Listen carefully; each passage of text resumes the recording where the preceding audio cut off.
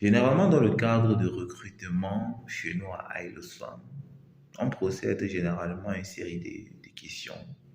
On interroge le postulant, question de connaître ce que la personne en face de nous sait faire et de pouvoir l'orienter dans des postes de l'entreprise. Comme vous le savez, Aileswan ne fait pas seulement dans l'agriculture et l'élevage, nous faisons aussi dans l'immobilier et bien d'autres activités qu'on va partager ensemble. On a eu à recruter un employé, ça fait déjà 5 mois aujourd'hui. C'était un portier qui, au cours de, de l'entretien, nous a fait part qu'il a eu à travailler dans des grandes fermes, qu'il a eu à travailler dans des fermes avec plus de 1000 têtes, de 2000 têtes de porc. Et qu'il était le chef, le responsable, donc le technicien dans ces exploitations-là. Donc, il est en mesure de mieux répondre en cas de maladie. Bref, tout ce qui concerne le porc, il a dit qu'il maîtrisait quoi. Et il nous a sorti un tas de documents que moi je pense même que ce sont des trucs qui ont été fabriqués au quartier, soi-disant des attestations. Généralement, quand je fais des visites inopinées dans ces différents secteurs, dans les différents secteurs dans lesquels nous faisons. Je fais des descentes inopinées, des descentes inopinées. Donc, je peux sélectionner un dimanche ou bien un mercredi de la semaine.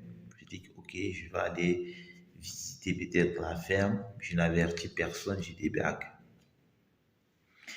Et samedi, hier, quand je suis descendu à la ferme, on était en train de mener une activité. Il y avait une vaccination. Il y avait la vaccination on était en train de vacciner. Bref, on était en train de vacciner les porcs.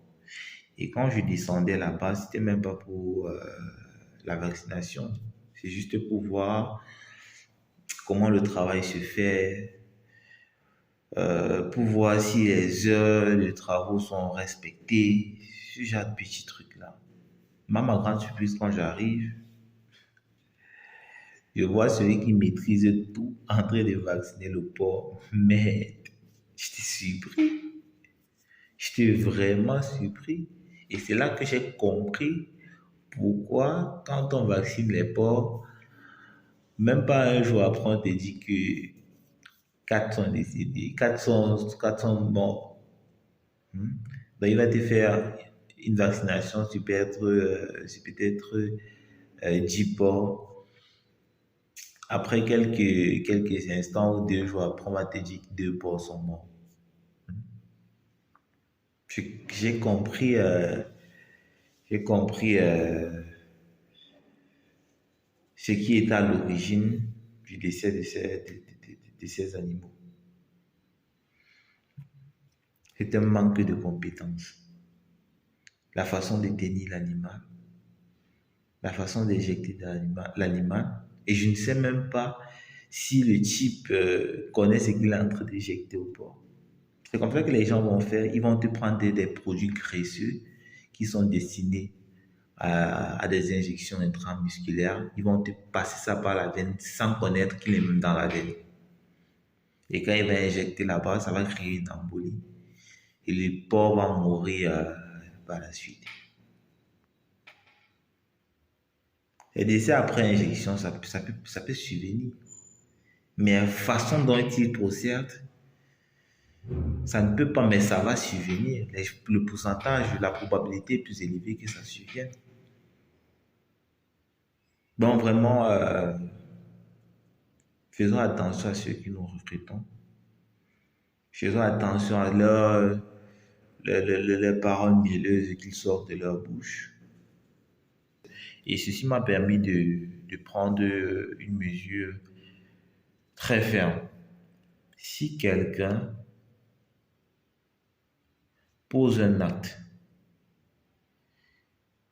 et qui a échec après, et avait prétendu être capable, lors de l'entretien, de gérer ce problème, il va le gérer. Si quelqu'un pose un acte et par la suite, il y a échec, il va gérer. Je prends l'exemple de la vaccination. Tu injectes un animal, l'animal décède par la suite. Mon ami, tu payes l'animal, c'est clair. Tu payes l'animal parce que toi, tu t'en fous. Si l'entreprise vend ou si l'entreprise ne vend pas, tu as ton salaire à la fin du mois. Donc, tâche à bien faire ton travail. Si l'entreprise vend, si l'entreprise ne vend pas, si elle gagne ou elle perd, tu auras ton salaire. Donc, fais bien ton travail. À la suite de cette vidéo, je vais vous montrer comment la vaccination se fait. Bon, à plus et à très bientôt pour la prochaine vidéo.